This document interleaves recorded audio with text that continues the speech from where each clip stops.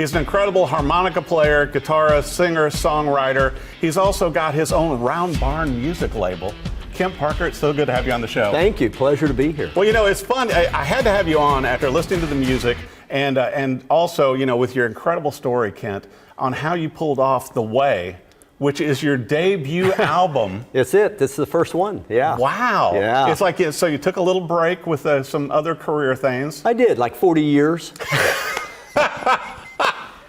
But also, I mean, you know, did some good coffee stuff and a lot of different business things. Yeah. But then you had to come back to music. I did. You know, my whole life has been about, I've always liked to create and build. Mm-hmm. And, you know, when I was young and I was playing music, we talked about this earlier, it seemed impossible in the 70s to pursue music, you know, as a career. It just seemed like it would be so hard to do. Mm-hmm. And like many people, you know, I played music, stayed with music my entire life, but it was in the back burner while I raised a family and did what I had to do to make a living. Well, and especially, you know, coming out of New Harmony, Indiana, which I'm familiar with, but you know, you've been here in Nashville since 2010. That's right. And how did this whole album come together? Because also there's an incredible PBS special kind of documenting this album, and you did it between two different studios here in Nashville. I did. A-list players, including, you know, one of your mentors and drivers, Charlie McCoy. How did The Way come together? Well, initially when I started writing, I've always been a goal setter. Mm-hmm. And I started writing, you know, 10 years ago, I suppose. And I said to myself, when I get 50 great songs, like 50 really good songs that I would be willing for the world to hear, that would be the point at which I would make a decision to do something with my music. Right. So I just, you know, stayed head down, writing, and I've written, you know, hundreds of songs. But when I got what I considered to be those 50, that was the impetus. And it really kind of started out as perhaps producing an album and bringing guest musicians, including vocalists, on to make the music. Yes. But and you've got a lot of mutual friends. And also, I got to bring this up. Besides the incredible Charlie McCoy, which you guys share solos on one of the songs, switching off on harmonica, but also Brent Mason. Brent Mason's awesome. You know, and just and your producer. Yeah, Gabriel Millan. Yeah, I mean, it's like, you know, you've got A-List, Jason Webb on here. It's like going, all of these players, and I think it's so neat also, and you and I were talking about it, with the CD, is the booklet. It reminds me of back when we used to have, you know, the albums, and you could pull it out and it's like, there's the lyrics, there's all the musicians. But I mean, to pull this off is pretty fantastic. Yeah, it's, you know, I've been involved in entrepreneurship in my career, and so this was another form of that. So I had the skill and knowledge of how to, you know, build and create an organization and a company and so forth. Making an album is sort of akin to that. I mean, you've got to have the musical skill, you've got to have great songs, you've got to have something to say. Definitely. But boy, there's a lot of administrative work behind the scenes to do this on your own. But you built a team, you know, and you'd done this with other business ventures, but I mean, to do this in what you've accomplished with this album, with the documentary, with everything, also with 3 music videos, you know, to support this, and you're already working on your next album. I can't stop writing. You know, this That's a good problem. This album came out February 7th, I believe, and since then I've written 18, 20 songs just in that period of time, and that's in between, you know, promoting this album and all the stuff that you have to do to get your music heard today is a lot of work, as you know. Well, and you've got a great Spotify playlist and everything, and I know that you've got the CDs, but I want to bring up to where, you know, you began playing music as a child, what, 9 or 10 years old? That's right. Harmonica. Yeah. And you had the Charlie McCoy, like, starter set. I got, yes, for Christmas, one Christmas I got a Charlie McCoy album and a Marine Band harmonica. My mom was quite musical, and I got my love for music through my mother. How incredible. And she played by ear. She played a number of instruments, which I've been blessed with that gift to be able to play, you know, by ear. And so I had that harmonica, but, you know, gosh, listening to Charlie McCoy play a harmonica is a little bit of, you know, I broke a few needles on her record player trying to, you couldn't, those days, you couldn't rewind. You had to go back and lift the needle up and what in the heck is this man doing? I did that myself. And mine had like nickels or quarters taped on it to weight it down. Yeah. But what a full circle for you, starting out on harmonica, which you're very adept at a harmonica. You sound great on the album. But also then picking up guitar as a teenager. Yes. Playing in some bands. And so you mainly worked on this album musically, with your Martin and with your McPherson. That's right. And then once again on the video with PBS, I could see you laying down tracks with the harmonica. Yeah. I would work, a lot of the melodic work I would do with the harmonica. I tend to write chordal pattern first and then melody second. I tend to write that way, not always. And you write solo, and you were telling me your method is to kind of, be alone. It is. And so it's not the typical Nashville method. It's not. I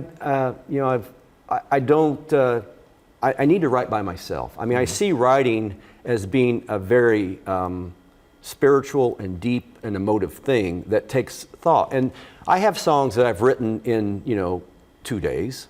And I've had songs that I've taken months to write. It just depends. But I find by removing myself from distraction is one of the biggest keys for me. What was it like having Charlie McCoy compliment you in studio? Besides working with A-listers, I mean, going between, Ocean Studios and Blackbird here in Nashville, but then to have Charlie compliment your song that he was playing on. So it was amazing. First, let me just say, Charlie McCoy has got to be the most humble musician walking the face of the earth. If you look at the body of work that Charlie McCoy has been involved in and his contribution to music, the Wikipedia page isn't long enough. No. It really isn't. And I was a little worried when he came into the studio how that would go. And Charlie made me feel like I was the most important and best musician he'd ever worked with, which obviously is far from the truth. And what really surprised me was just how quickly that man could hear a song and just come to it. So there's a song on the album called Silence of the Night. One of my favorites on here. It's a beautiful song. There's a music video out now on that album, and it's shot in Ocean Way, Studio A, with us playing. So you'll see Charlie play this solo. But when he did the actual solo that we did on the album, we were in one of the rooms there, he and I, and he was doing this. He did the first take, and it is what's on the album, the first take. He had heard that song 30 minutes earlier, and he looked up at me afterwards, and he said, "Did you write this song?" And I said, "Yes, sir, I did." And he goes, "That's a good song."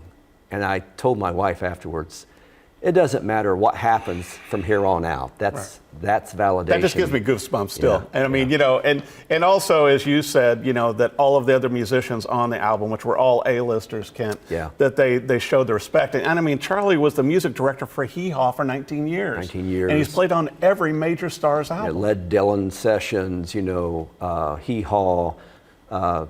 He took me as a guest with him to the Grand Ole Opry, and the deference there to Charlie when we were backstage in the green room, you know that you're among one of the greats, for sure. How incredible! Yeah. Well, I think it's so awesome, also, Kent, to where to pursue a project like this that is so passionate and dear to your heart, but also to make it a reality and show it no matter what age. That's right. You can accomplish what you set your mind to. And do an incredible job. And I think, as I told you, you're going to have to start pursuing getting this sync rights so that it can be involved with TV and film and everything also, besides the PBS special. Yeah, I think so. That's something that's been on my mind. There's a volume to these songs because we took a lot of time and we introduced Nashville Recording Orchestra, which lends so much to the musicality of many of the songs. Right. With the violin and with the strings and everything on the songs, just the depth. There's so much depth in every one of these songs. But I want to make sure for our viewers, whether it be for listening digitally or for your website. Now, you've got CDs also. Where should our viewers go for everything? The best place to go right now is streaming. It's on all the major platforms. So, Spotify, Apple, Pandora, Tidal. What am I missing? Amazon Music, Deezer. It's everywhere. Right. It's out there. Making music, as many musicians know in this era, it's sort of like going out in a rowboat in the middle of the ocean singing. So if you don't promote and you don't let people know where to find it, or that you're out there. They know where to find music. It's just who are they looking for? And I got to say, there's a number of listens. You've got a lot of streams already on Spotify. Yes, I was surprised. I mean, we've streamed over 100,000 streams in the first 3 months, and it's still going quite strong, which incredible. I've been blessed by that. Well, and I know you're going to be working also, Kent, on a way for people to get the CD and to get a signed copy, as some people want. Because I think besides the music on here, and you can listen to it digitally, but the booklet is so powerful. Yes. I think people are going to want it for that. I believe as so. well. Yeah.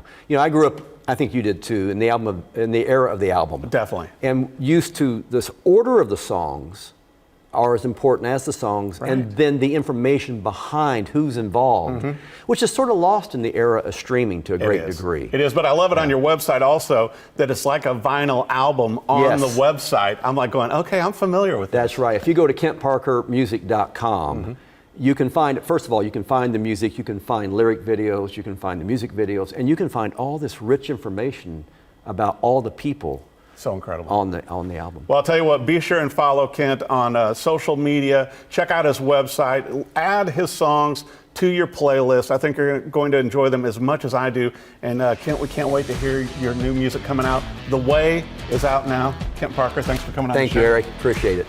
Take a listen.